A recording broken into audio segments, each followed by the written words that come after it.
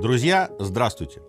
Этот выпуск – следствие ваших многочисленных просьб, ваших многочисленных комментариев. И вообще, прежде чем мы начнем, я хочу вам сказать, что алгоритмы YouTube любят активность под роликами. Поэтому, если вам нравится этот урок истории, пожалуйста, не стесняйтесь, поставьте лайк, а еще лучше напишите комментарий о том, что вы увидели. Может быть, вы с этим согласны или не согласны. Нам будет очень приятно, а ролик этот увидит еще больше зрителей.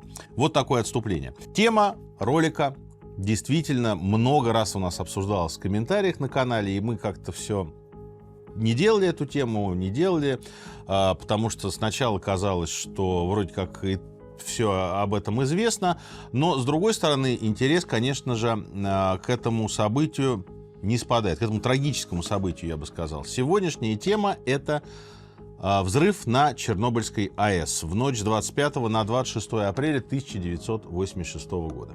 Прежде чем начать эту тему, сегодня будет много личного, потому что я в тот момент был школьником, и события разворачивались, то есть я был уже таким, что называется, школьником вменяемого возраста, новости читал, взрослые разговоры слушал, и поэтому реакция советского общества на происходящее мне довольно хорошо известна. Знаете, когда мы с вами говорим о Чернобыле, или мы смотрим какие-то программы о Чернобыле, вот практически все, что я посмотрел, там рефреном идет одно и то же, практически слово в слово. Люди, которые нарушили инструкции, нарушили они инструкции, потому что надо было план гнать, а план надо было гнать, потому что совок, а совок, потому что совок, и поэтому такая трагедия произошла. Сейчас, 40 лет почти спустя, наверное, легче всего вот отделаться такими общими замечаниями, но события-то гораздо крупнее даже, чем Советский Союз, потому что вещи, о которых мы сегодня будем говорить, они доказывают, что Чернобыль повлиял и на Советский Союз, и на атомную энергетику. Но вообще это событие было мирового масштаба, с которым человечество столкнулось впервые и просто не знало, как на него реагировать. Но давайте обо всем по порядку.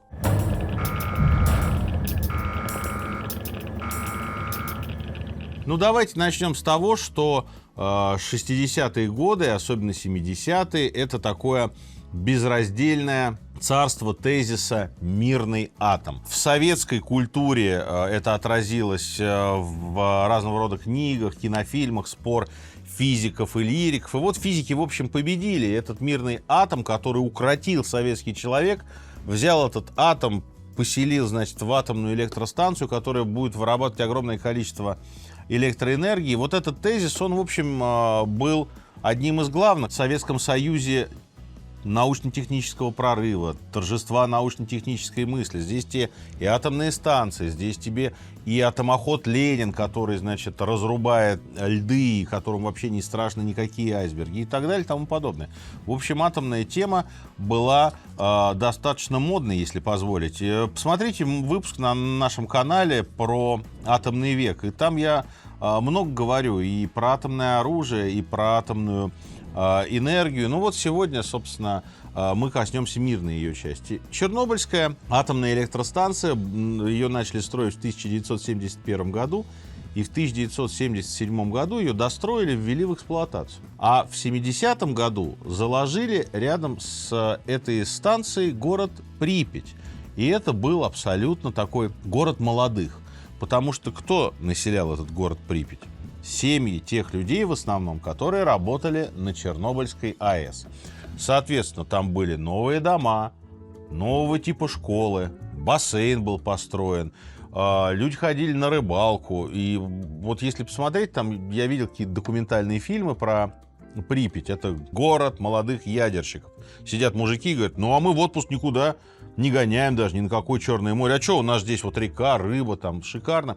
И действительно, по советским меркам, совершенно другое снабжение было у этого города, и совершенно другие зарплаты. То есть, действительно, это молодой город людей модной профессии. И, собственно, вот Чернобыльская АЭС построена, запущена, и, собственно, она вырабатывает электроэнергию. И вот здесь, наверное, самое время рассказать о том, что впоследствии во всех выпусках и программах вы услышите. Плановая экономика, гонка во имя плана и, соответственно, инструкции и испытания. Что такое план? В Советском Союзе была плановая экономика.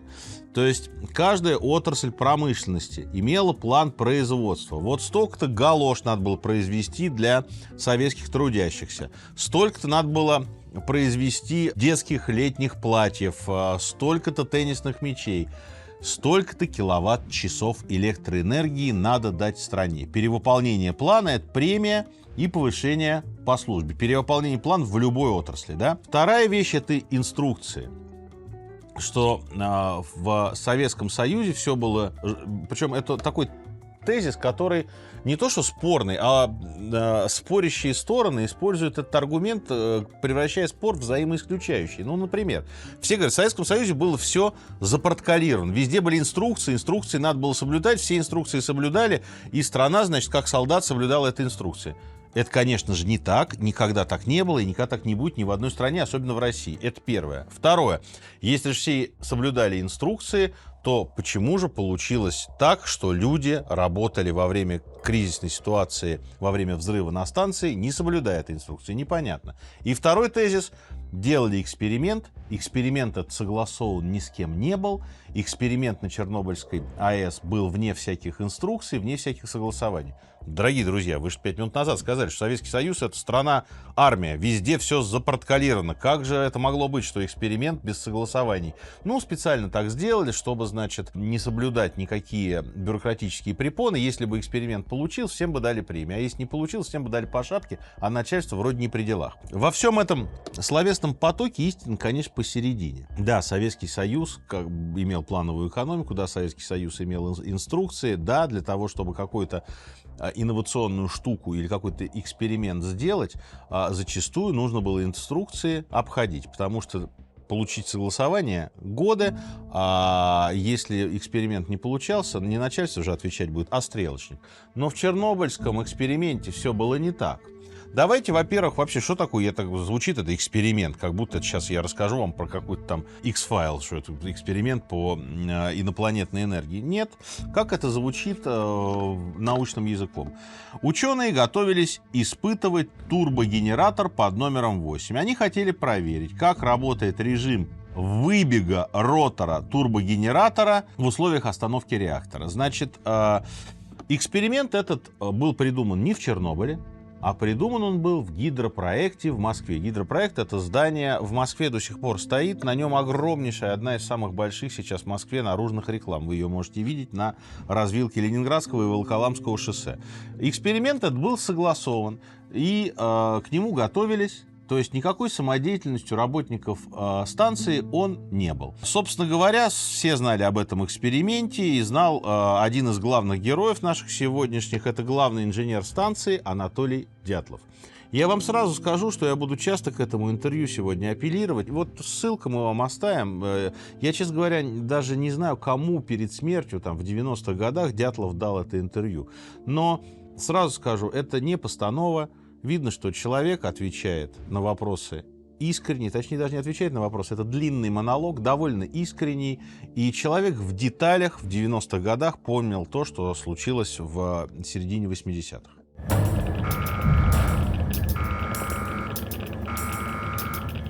Дом — это не просто пространство с 4 стенами. Это место, где особенно важен комфорт. Дома хочется отдохнуть, перезагрузиться, провести время с родными и близкими.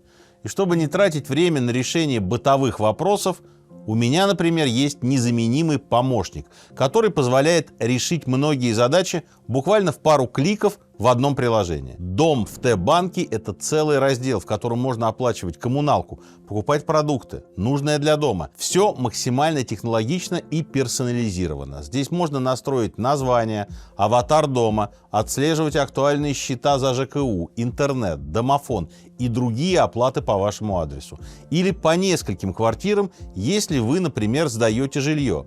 А еще буквально в один клик можно заказывать продукты, мебель, бытовую технику, предметы интерьера с дополнительным кэшбэком от Т-банка. При этом скидки и бонусы по картам лояльности брендов сохраняются, что вдвойне приятно. Дом в Т-банке сильно экономит время. Им я пользуюсь сам и вам уверенно рекомендую.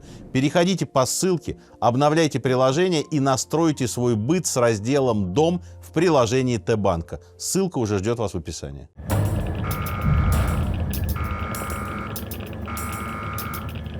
Эксперимент начинается 25 апреля 1986 года. В 3 утра, в 3:47 точнее, тепловая мощность реактора снижена до 1600 мегаватт. Это в 2 раза меньше номинальной мощности. В 4:13 постоянная тепловая мощность реактора установлена на отметке 1500 мегаватт. В 13:05 турбогенератор номер 7 отключен. В 14:00 отключена система аварийного охлаждения реактора. И здесь, то есть, идет эксперимент. И в этот момент происходит ключевое событие номер раз. Диспетчер Киевэнерго требует отсрочить эксперимент из-за нарушения энергоснабжения Киева. Что это значит в переводе на русский язык? Звонит на станцию диспетчер, который отвечает за электросети, и говорит: вы что там, сумасшедшие, что ли? Почему вы заглушили реактор? У нас Киев сидит без света, у нас область без света сидит. У нас вообще, белый день. Давайте вы свои эксперименты будете ночью делать, когда уже энергоснабжение, нагрузка на энергосети будет не такое. Все взяли под козырек. Таким образом, эксперимент остановили, снижение мощности приостановлено. С 14 часов дня проходит почти 10 часов, 9 часов, если быть точным. В 23:10 запрет диспетчера отменен. Диспетчер из Киева звонит и говорит: все, у нас нагрузка упала, люди пошли баиньки, проводить свой эксперимент дальше. Начинается опять снижение мощности реактора. И, собственно, вот здесь начинается точка невозврата. Реактор работает на минимально контролируемом уровне тепловой мощности — 700 мегаватт. И что такое точка невозврата? Хочется взять чайник или стакан воды, чтобы дым там показать, но все это будет, в общем, более-менее на шапито похоже, поэтому давайте обойдемся без такого маскарада. Значит, есть реактор. Дело в том, что из-за длительной работы на пониженной мощности в реакторе произошел процесс, который ученые называют ксеноновым отравлением. Это ксеноновое отравление имеет, как любая реакция, свой спад, свой пик и, свою точку падения. В течение 25 апреля пик отравления был успешно пройден. К тому моменту, когда начался обратный процесс разотравления, как называют его ученые. К тому моменту, когда диспетчер разрешил понижать мощность реактора, начало расти это ксеноновое отравление. Заместитель главного инженера станции Дятлов процесс не остановил и приказал дальше понижать мощность до критических 500 мегаватт.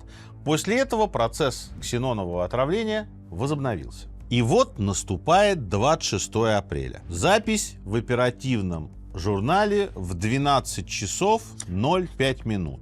На дежурство заступает персонал ночной смены. Среди этого персонала очень много молодых, неопытных инженеров-операторов. Но по квалификации у них достаточно опыта, чтобы подобные эксперименты проводить. И вот здесь очень важно.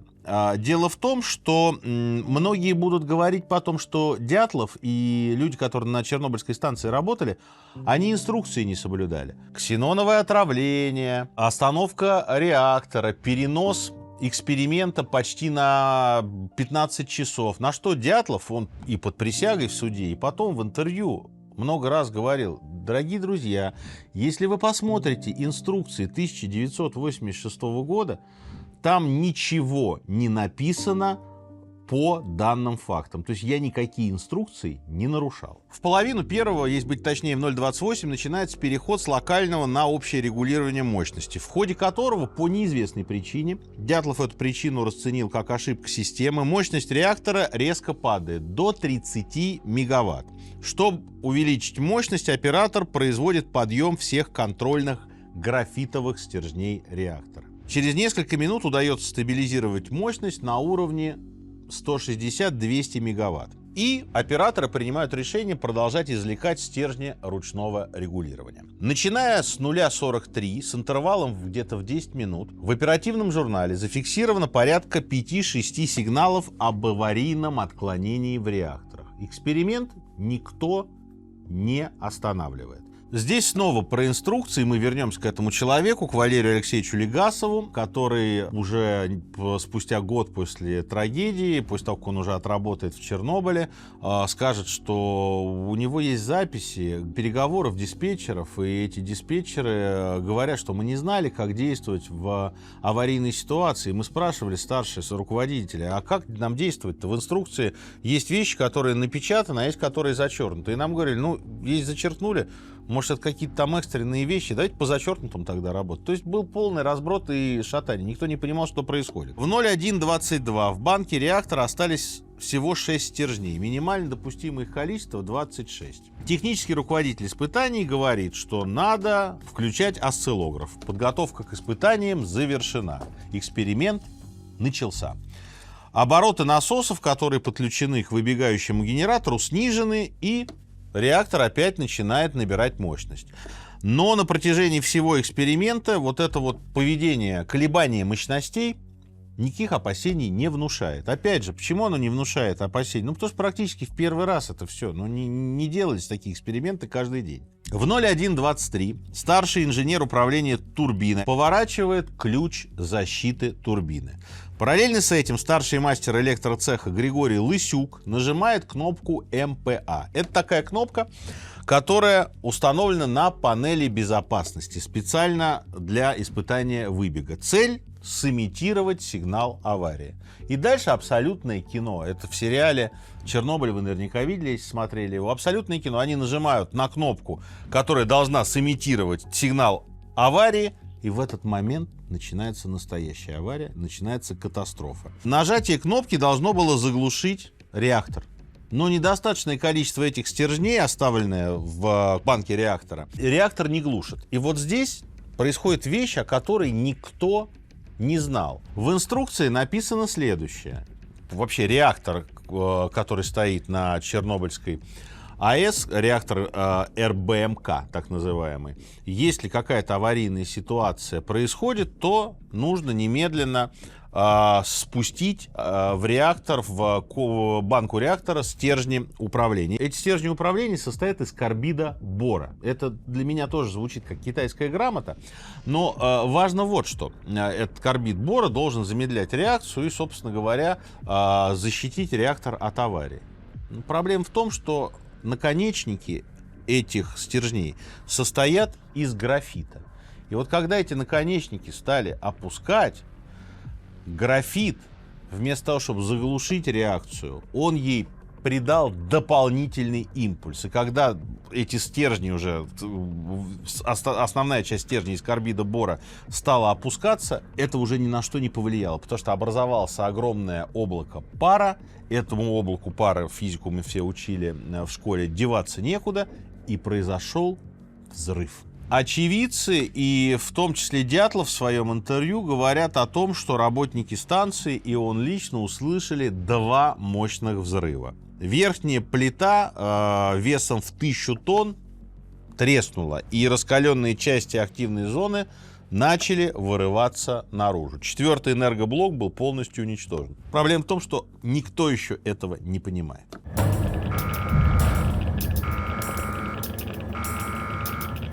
Ну и дальше мы переходим к самому страшному. Вот мы сейчас с вами такие умные, уже 40 лет спустя, мы все знаем и про радиации, и про атомные бомбы, и про средства защиты.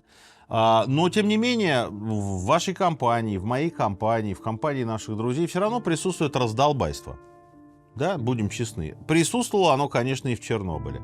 Но одно дело, когда раздолбайство там при продаже газированной воды, а другое дело, когда раздолбайство на атомной станции. Плюс незнание процесса. Что такое радиация? Да черт его знает, что это такое. Никто этого ничего не знал. Более того, когда прогремел взрыв, Дятлов и его руководители, они решили, что реактор еще можно замедлить, охладить, спасти. Они не понимали, что он полностью разрушен, что уже есть 2 трупа. Один так и не найдут, он будет, человека не найдут, его задавили плитами. А второго вытащат, но он скончается в больнице, он даже говорить не сможет. Он был ошпарен этой водой, которая выплеснулась, и у него был просто болевой шок. И дальше начинается пожар. Около Чернобыля, в Припяти, военизированные пожарные части. Самое главное, когда я говорю вам радиация, высокое излучение, значит, наличие высокого уровня радиации было достоверно установлено только в 3 часа 30 минут. Значит, пожарные расчеты, которые едут, чтобы локализовать пожар, они одеты в боевки, в каски и в противогазы. И когда они заходят в помещение Чернобыльской АЭС, жара такая, что они эти противогазы снимают, потому что работать невозможно. Тем более, что радиация — это не снег, не дождь, не град. Она не ощущается. Вы меня спросите, а почему в 3.30-то только установили, что там радиационный фон такой сильный?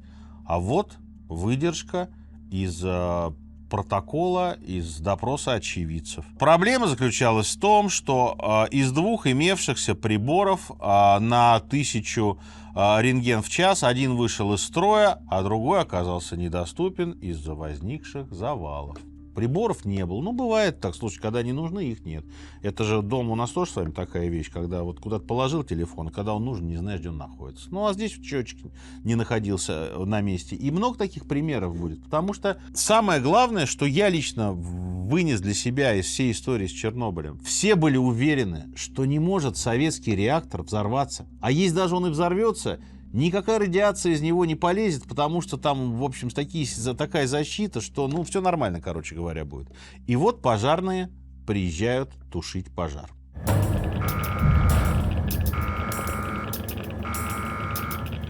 Когда пожарные приезжают, вот первое, что они видят, ну, помимо локальных, довольно больших очагов пламени, они понимают, что пожар уже такой силы, что он перекинется на 3-й блок, потому что у 3-го и 4-го энергоблока единый переход. Ну, дальше они видят вот что, например. Вместо это опять же выдержка из протоколов. Вместо огнестойкого покрытия, как положено по инструкции, крыша машинного зала была залита обычным горючим битумом.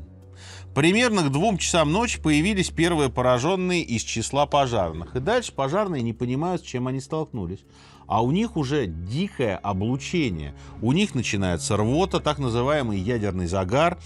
Помощь людям оказывают в медпункте. Ну, а какую помощь там могут оказать?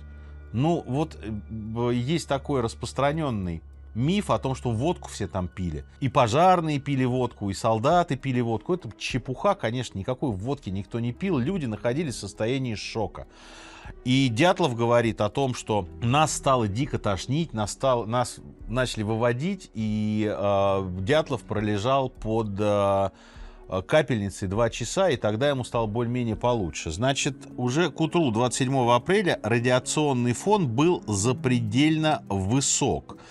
И первую группу пострадавших пожарных эвакуировали самолетом в Москву. И их положили в 6-ю радиологическую больницу. То есть, если говорить нормальным языком обычным, не пострадали только водители пожарных машин, потому что они в машинах сидели.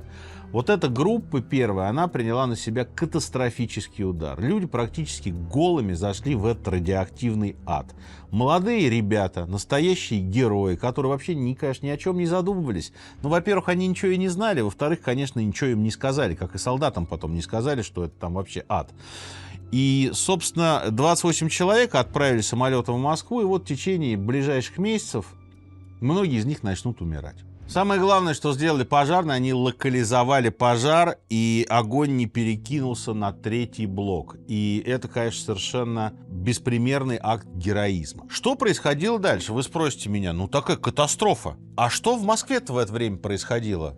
Вот Горбачев, перестройка, гласность, открытость. Ну, тогда еще гласности не было, тогда был главный тезис — это ускорение.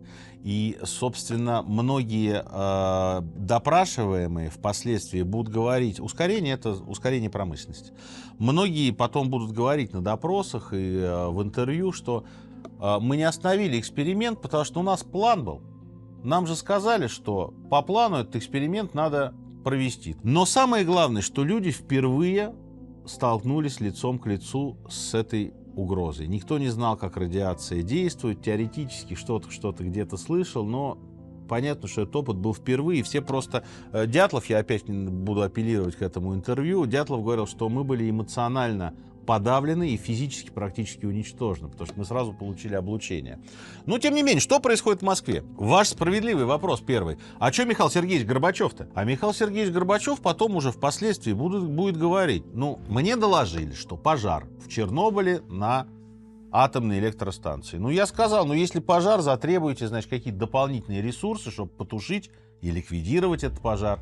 Главное, чтобы там не произошло чего посерьезней. Вот. Потом, значит, мне сообщают КГБшники. Речь идет о возможном выбросе в воздух всевозможных, во-первых, о радиационном фоне и выбросе цезия и прочих малоприятных для человека веществ. А мне академики, говорит опять Горбачев, говорят, что да это все там ЦРУшники придумали, на самом деле нормально, все под контролем, никакой там катастрофы нет. И так происходит сутки. И надо сказать, что вообще мир-то как узнают о Чернобыле? Шведы случайно фиксируют, что у них начинает расти радиационный фон. Потому что облако по небу поплыло в сторону Швеции, и там где-то пролилось дождем. Они это дело зафиксировали, они стали думать, откуда это все может прилететь, и вычислили, что ближайшая опасная зона — это Чернобыль. И, видимо, там произошла катастрофа. И шведская радиостанция дала это в эфир. Иностранцы начали сразу наседать на наши источники, на министерство, я не знаю, как там, Министерство атомной промышленности, наверное, называлось, на гидропроекты, на все организации, где можно было получить информацию. Ну, естественно, это Советский Союз, никакой, это же не часто запрос написал по электронной почте, и кто-нибудь может тебе ответить. Нет, конечно, атмосфера полной секретности, никакую информацию получить нельзя. Но, тем не менее, уже к 28 числу понятно, что катастрофа. И сформирована правительственная комиссия, которая десантируется в Чернобыль. И вот здесь на сцену выходит второй наш главный герой Валерий Алексеевич Легасов. Ученый, химик, человек, который в составе этой правительственной комиссии приезжает в Чернобыль и говорит: дорогие друзья, у нас катастрофа планетарного масштаба. Нам надо немедленно эвакуировать Припять и немедленно эвакуировать близлежащие деревни, потому что у нас начинается настоящая катастрофа, и люди сейчас получат просто лучевую болезнь. А правительство Украинской Советской Социалистической Республики и правительство Советского Союза начинают сопротивляться, потому что все боятся паники. Начальников там, извините, да, я сейчас вступлюсь чуть-чуть за них, их тоже можно понять, и начальников на местах, и повыше, и помельче, они боятся паники. Сейчас мы объявим в эфир, что у нас катастрофа в Чернобыле, люди просто ломанутся, и мы будем беспорядки какие-то иметь. Все, конечно, боятся этого, поэтому все замалчивается. Горбачев не выступает. Вот мы говорим, там, гласность, перестройка, демократия. Первые 15 дней после 28 апреля были отмечены наиболее интенсивным выбросом радионуклидов, а Михаил Сергеевич выступил с первым обращением 13 мая. Хорошо, что Легасова послушали и стали эвакуировать Припять. Людям тоже ничего не сказали. Людям сказали: дорогие друзья, значит, смотрите, домашних животных не берите, игрушки не берите, значит, там ценные вещи, документы, по возможности, да, в автобусы и в эвакуацию. Через 3 дня максимум, через неделю вы вернетесь в свои дома. Люди ничего не понимали. Они говорили: а почему нас эвакуируют? Бабушки, которые пережили войну, говорили: подождите, ну вот мы войну же видели, там бомбы взрывались, пожары, а здесь же сады цветут, птички поют. Какая такая радиация? Что это такое? Но радиацию не видно, не слышно, только счетчики фонят, да, дребезжат. Но счетчики же, их нет не то, что в каждом доме, а вообще как бы их в руках никто не держал, кроме специалистов. Люди не понимают, зачем их увозят. И они говорят: мы не хотим уезжать. И буквально, милиция во многих случаях просто насильно, там, бабушка отрывает от своих коров из деревней. Но сначала Припять уезжает, там более-менее, в общем, живут молодые граждане, и они, в общем, подчиняются и начинают собирать вещи и уезжать.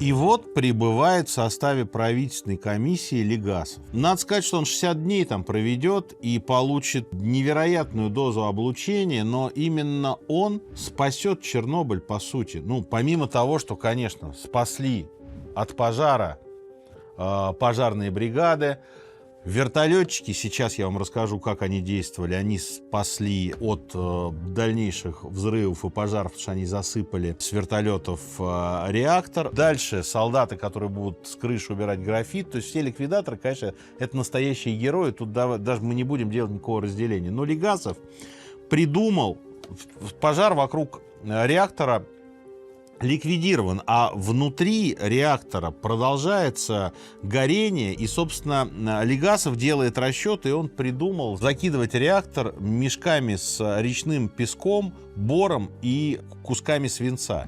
И вот с вертолетов начинают засыпать этот реактор. Первые Ми-2 прибыли к разрушенному энергоблоку 27 апреля. К вечеру их было почти 80 экипажей, 80 машин.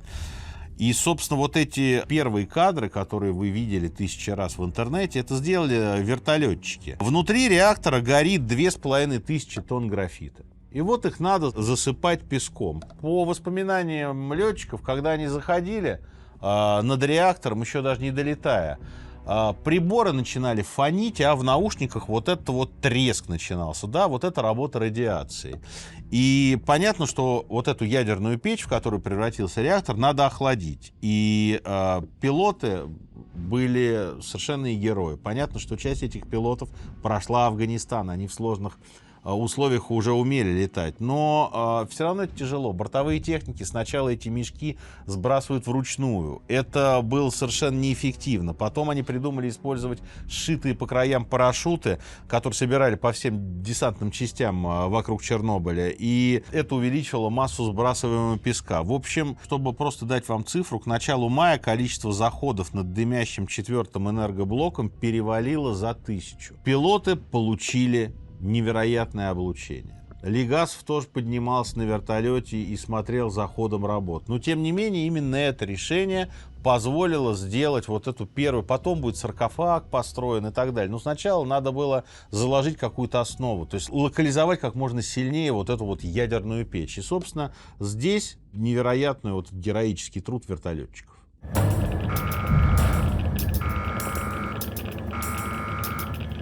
Ну, давайте переместимся в Москву и немножко в Киев. 28 апреля в 21:00, уже все в курсе, конечно, в правительстве, в КГБ, в Академии наук, все в курсе, что произошло и что на самом деле ужасная катастрофа, которая грозит вообще ужасающими последствиями. 28 апреля в 21:00 ТАСС передает. На Чернобыльской атомной электростанции произошла авария. Поврежден один из атомных реакторов. Принимаются меры по ликвидации последствий аварии. Пострадавшим оказывается помощь. Создана правительственная комиссия. Все. Ничего больше. Более того, на носу, дальше происходит 29 и так далее, и на носу 1 мая. А 1 мая что такое? Это же День труда. Это значит, что народные демонстрации во всех столицах союзных республик, в Москве, в Минске и, конечно же, в Киеве. А слухи уже поползли. И, в общем, здесь спор, который до сих пор, конечно, мы виноватых уже не найдем. Демонстрации в Киеве проводятся, с утра идет дождь, ничего страшного, дети бегают под этим дождем. Скорее всего, это, конечно, уже радиоактивные осадки, но демонстрацию никто не отменяет. Москва потом будет говорить, это в Киеве приняли решение, чтобы панику не раздувать, нельзя отменять демонстрацию 1 мая, потому что это настоящая катастрофа. Вот Чернобыль не катастрофа, а отмена демонстрации катастрофа. Киевские товарищи партийные будут говорить, ну нам же из Москвы сказали не отменять, мы и не отменили. Ну, в общем, неважно, кто там уже принял это решение, факт состоит в том, что демонстрация шла, и был дождь в этот день в Киеве. И, конечно, осадки эти были, конечно, уже радиоактивными. Но, чтобы панику не раздувать, демонстрацию не отменили. С 27 апреля по 6 мая вертолетчики совершили почти 2000 вылетов к аварийному реактору. Было сброшено 4925 тонн песка, глины, доломитовой крошки, карбида бора и свинца. Пожар полностью удалось потушить к 11 часам 1 мая. Ну, как раз когда люди уходили уже домой с демонстрации. Наверное, они в 12 уходили. Вертолетчики получили невероятные дозы облучения. Многие остались живых, доживали уже до нулевых, до середины нулевых. Кто-то умирал в 90-х. Через 5 дней на Чернобыльской АЭС другая проблема. Реактор, уничтожая бетонную плиту, продолжает плавиться. Под бетоном находится бассейн с огромным объемом воды. Значит, дальше все ждут катастрофы, что радиоактивное топливо достигнет воды, прогремит новый взрыв невероятной силы, и дальше вместе с водой в атмосферу будет выброшена огромная, облако вот от этой радиоактивной, уже зараженной в этот момент воды и пара. И по предварительным расчетам облако это накроет западные регионы Советского Союза и Европу. И воду эту из бассейна надо откачать. Ну, вы скажете, аварийные насосы же наверняка есть. Есть, но непосредственный доступ к этим запорным кранам, то есть аварийным насосам, находился под водой, потому что остальные насосы были завалены. Все, разгрести их нельзя. И нужны были добровольцы-водолазы, которым нужно было проплыть в непосредственной близости с ядерным реактором и бассейн этот осушить.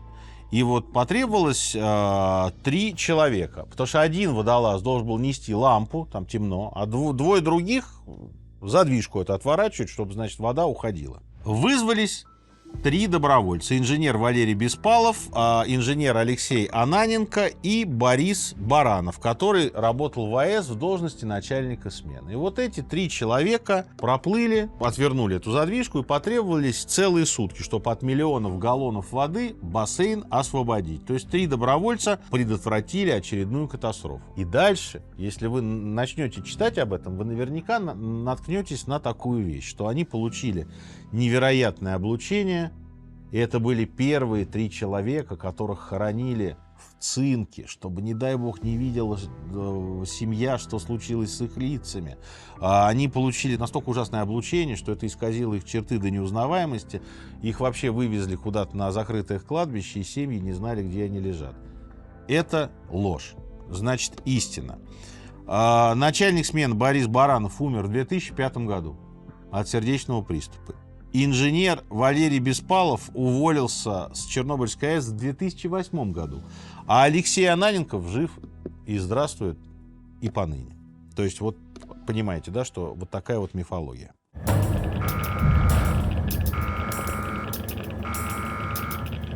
23 мая происходит еще один пожар. В кабельных туннелях, помещение 402/3, как написано в протоколах, это помещение двигателей главных циркуляционных насосов. Вследствие короткого замыкания в силовом кабеле 3 и 4 блоков возник пожар. Пожар длился 7 часов. Понятно, что работы по ликвидации пожара были затруднены в силу тех же причин, радиация. Тушение производилось малыми группами при минимальном времени пребывания расчетов. 268 пожарных в течение 7-8 часов тушили пожар, естественно, получили огромные дозы облучения, и пожар был строго засекречен приказом Михаила Сергеевича Горбачева. Участники тушения получили какую-то медицинскую помощь, но опять какую? Даже таблетки с йодом, которые вроде как должны были помогать от лучевой болезни, их не было в достаточном количестве. Люди покупали йод в аптеках, выпивали его, получали ожог гортани, потому что не знали, что его там надо разбавлять, а даже разбавленной водой не спасает от лучевой болезни. Здесь еще раз я подчеркну, никто не знал, как с этим бороться. Пожар виден, наводнение видно, гроза видна, взрыв слышен, а здесь радиация, вот этот невидимый убийца. Ну и здесь мы переходим к истории товарища Легасова.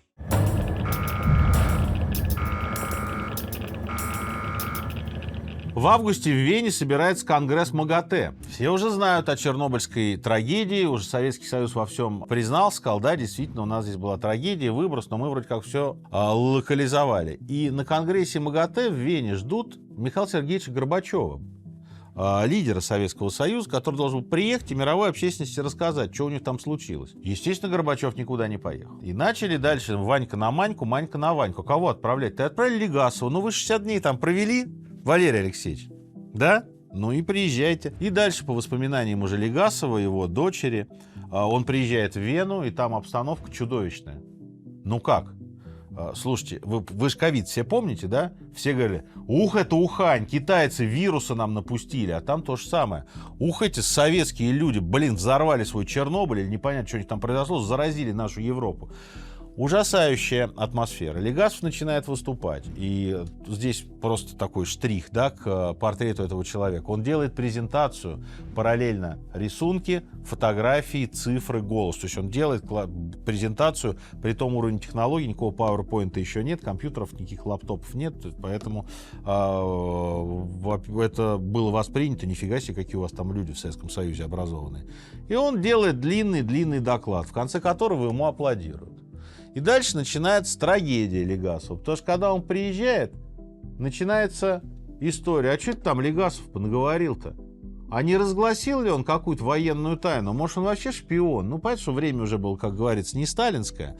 Никто его не посадил. Но я так понимаю, исходя из моего жизненного опыта, он стал довольно популярным и в академических кругах Запада, и в академических кругах, что самое главное, Советского Союза. Кто-то сказал, что глава Академии наук своим преемником его видит. Дальше его начинают подтравливать. В 1987 году тайное голосование.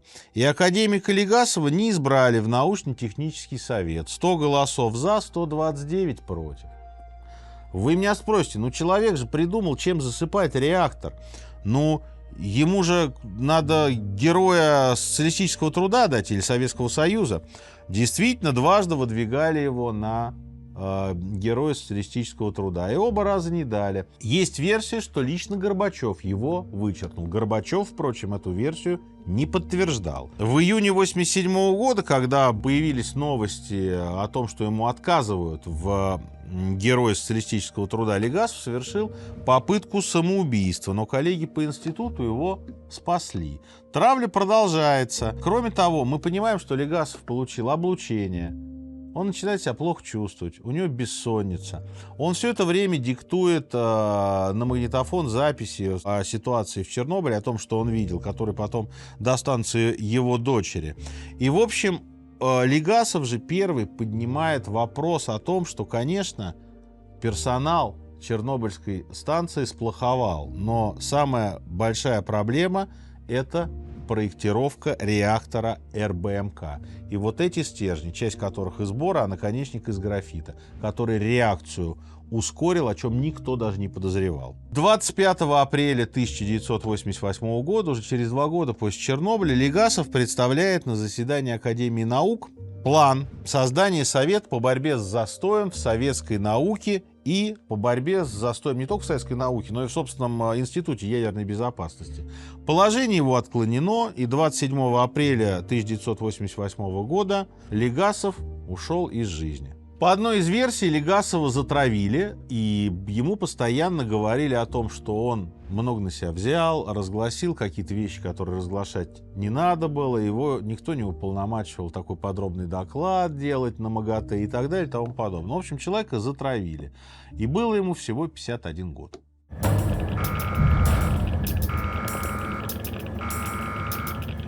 Когда мы говорим о ликвидации последствий аварии на Чернобыльской АЭС, конечно же, надо сказать о военных. Дело в том, что куски вот этого графита, они валялись на крыше того, что осталось от 4-го блока, и надо было эту крышу чистить. Пытались ее чистить с помощью роботов. Советских, итальянских, немецких. Роботы не справлялись. Они выезжали на крышу, а там невероятный фон.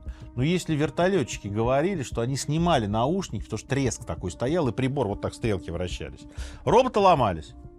Ну какие роботы вообще есть в мире, кроме итальянских и немецких? Лучшие роботы какие? Советские солдаты. И они друг друга называли биороботами. Генерал Тараканов получает приказ расчистить крышу. И вот солдаты начинают крышу расчищать. Какая у солдат защита? Свинцовые фартуки или у кого-то прорезиненные фартуки. Противогазы типа лепесток, но это респиратор, который он рабочий даже во время краски стен сейчас такими не пользуются. И сидит там майор или капитан со счетчиком. Так, зашла пара солдат, 2 минуты и на выход. Раз, солдаты вышли, совковой лопатой лопатой взяли, с крыши скинули графит и ушли.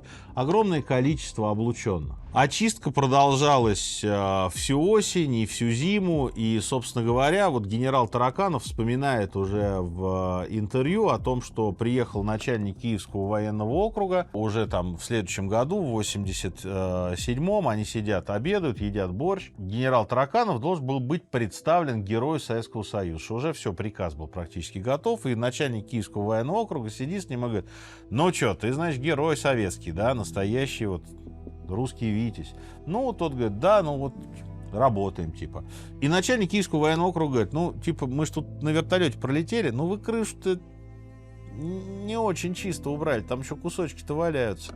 И Тараканов начинает бомбить. Он матом, значит, начальнику Киевского военного округа говорит: ну, может, вы тогда своих генералов-то возьмете? Возьмете метелочки в ручки, да, если вы говорите, там маленькие куски остались. Да идите, сметайте их. А на моих парней типа не гоните. Ну, тот за обед не закончил, встал и сказал, что я думал, ты герой, а ты самонадеянный генерал. И с приказа его вычеркнул. По словам Тараканова. Ну, дальше что произошло? Полоса отчуждений. Сначала Припять эвакуировали, потом были лежащие деревни. Полоса отчуждений 10 километров, 30 километров. Ну вот просто для справки. За весь период работ по ликвидации последствий аварии 86-90-е года было обработано более 650 тысяч единиц техники и 3 миллиона человек.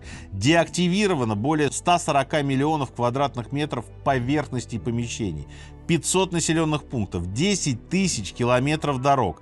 Локализовано радиоактивное загрязнение на площади 2500 гектар. Вывезено и захоронено 374 тысячи кубометров грунта. Грунт срезали и увозили. Ну, вы видите вот этот оранжевый лес знаменитый на фотографии? Он не оранжевый, он рыжий. Это облучение. Вот грунт был такой же. Землю надо было срезать и вывозить. Дальше зона отчуждения. Понятно, что люди уезжать не хотели, их вывозили. И, в общем, никто туда не возвращался, казалось бы. Но это не так. Потому что в начале 90-х, в конце 80-х, и во «Взгляде» это показывали, и в других программах. Приезжают люди, журналисты приезжают в зону отчуждения Чернобыльской АЭС, а там во многих деревнях вернулись жители. И им говорят: а что же вы делаете-то? Да ничего, а что радиация? Ну что ж, здесь же ничего не горит, ничего не тлеет, нормально здесь, все хорошо.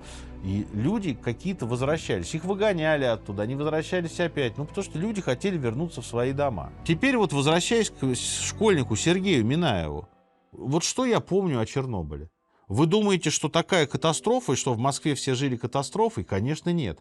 Что-то в Чернобыле бахнуло, ну, страшно, радиация какая-то. Значит, к концу лета пошли слухи. Главное, под дождь не выходить, потому что станешь лысым. И овощи, закрывайте овощи. И вот как дождь, бабки, значит, выбегали у себя на дачах на грядке полиэтиленом закрывать помидоры свои с огурцами. Раз. Это то, что я помню. Значит, ну, пошли анекдоты. Знаменитый анекдот моего детства. Катится, значит, колобок. Потом, значит, к нему подходит какой-то человек, что-то ему говорит. Колобок огрызается нецензурно. И этот человек спрашивает: а что колобок такой недобрый, никак и скажет? Он говорит: а это не колобок, это ежик из Чернобыля вернулся. Вот такие вот, да, или там анекдоты. Торгует бабка апельсинами вот такого размера. И подходит, значит, мужчина и говорит: а бабка, а что это вы, это что, апельсины, что ли? Он говорит: да, апельсины. А что такие здоровые, как арбузы? А это чернобыльские, милок. Чернобыльские, и что, берут? Берут, сынок, берут. Кто жене, кто теща. Вот такие анекдоты были. То есть это воспринимался как такой черный юмор, как злой прикол. Никто не думал о том, что страшная трагедия, катастрофа. И когда я посмотрел сериал про Чернобыль, я впервые ужаснулся. Я думаю: господи, это какой кошмар мог быть, если бы эти люди не остановили пожар, если бы вертолетчики не работали, если бы не Легасов, если бы не самоотверженные советские люди. Но в Москве, повторюсь, да и в Питере, и в пионерских лагерях все, ну, так ржали, а никто не боялся этого. То есть вообще в Советском Союзе был культ жизни. То есть нас ничего не могло убить. Все войны мы выиграли, мирный атом. Ну, была какая-то трагедия, ну, мы же ее типа побороли, потушили пожар. А что там дальше как бы? И здесь, дорогие зрители, у нас с вами возникает вопрос: а кто виноват-то? Ну, как кто? Стрелочник же, конечно, виноват всегда. Кто же еще может быть виноват? Дальше начались судебные разбирательства. Ну, то есть, как дальше они начались? Значит, в августе 1986 года был арестован директор Чернобыльской АЭС Виктор Брюханов и главный инженер Николай Фомин. Они были арестованы в августе. В декабре 1986 года был арестован Анатолий Дятлов. Это заместитель главного инженера. Почему он только в декабре был арестован? Потому что он был облучен. И дальше начался процесс. Ну, в общем, всем быстро очень дали понять, что в Советском Союзе никаких аварий из-за того, что техника виновата, быть не может. Только по вине персонала. И, честно говоря, в общем, и Брюханов, и Фомин, да и Дятлов признали вину частично, но защищался наиболее активно только Дятлов. Он утверждал, что действия его персонала не могли привести к аварии, потому что мы действовали по инструкции. А никаких аварийных инструкций, каких-то специальных, у нас не было.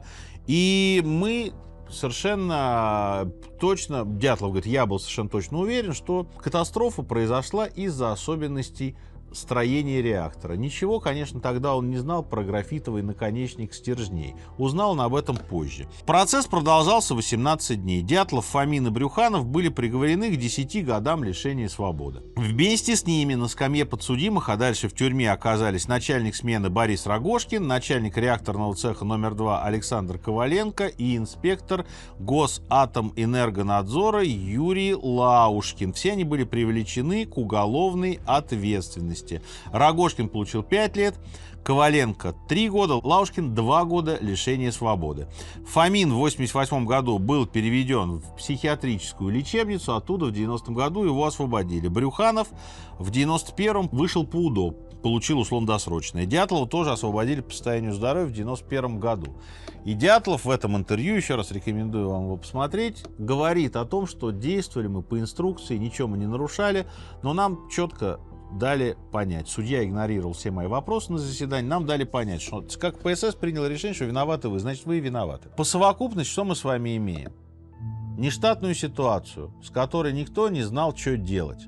Люди испуганы, ошарашены, никакого опыта не имеют. Да, человеческий фактор был, безусловно, был.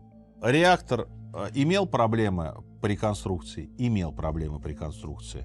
Молчали советские средства массовой информации, как КПСС? Молчали. Насколько это можно было долго молчать, настолько они и молчали. Легасов, который спас ситуацию с тушением, придумал этот раствор, выступил на МАГАТЭ, взял на себя, значит, инициативу. Дальше, ну, значит, его начали травить. Вот такая вот цепь событий. Роковая случайность, головотяпство, героизм невероятный. И, как обычно, хорошие парни, которые страдают. Почему я сказал, что посадили стрелочников? Ну, конечно, они виноваты, да, по факту это их зона ответственности. Но, с другой стороны, реактор же не они проектировали. Что было дальше? Дальше Чернобыльская авария очень сильно повлияла на всю атомную энергетику. В Европе был мораторий на строительство атомных станций. Давайте закрывать старые, не открывать новые. Очень боялась Европа и вообще весь мир очень боялся атомной энергии, и это стало одной из самых страшных таких угроз человечеству. Чернобыльскую станцию в 90-х ее поддерживали, потом ее окончательно закрыли. Но суть в том, что, конечно, потом были аварии, давайте вспомним Фукусиму знаменитую в Японии, но, тем не менее, вот Чернобыль, наверное, по мирному атому нанес наиболее сокрушительный удар. В человечестве поселился страх, что эта радиация — это не комиксы, это больше никакой не Капитан Америка и никакой не Человек-паук. Это может случиться завтра с нами. Вот с этой точки зрения, конечно, Чернобыль изменил историю человечества. Дорогие друзья, спасибо за то, что смотрите уроки истории, спасибо за то, что подписываетесь на канал. И у меня к вам просьба. Напишите в комментариях, какие уроки истории вы бы посмотрели, на какие темы, о каких личностях вы хотели бы услышать рассказ. Я все комментарии, как вы знаете, читаю и с удовольствием какие-то темы по вашим рекомендациям сделаю.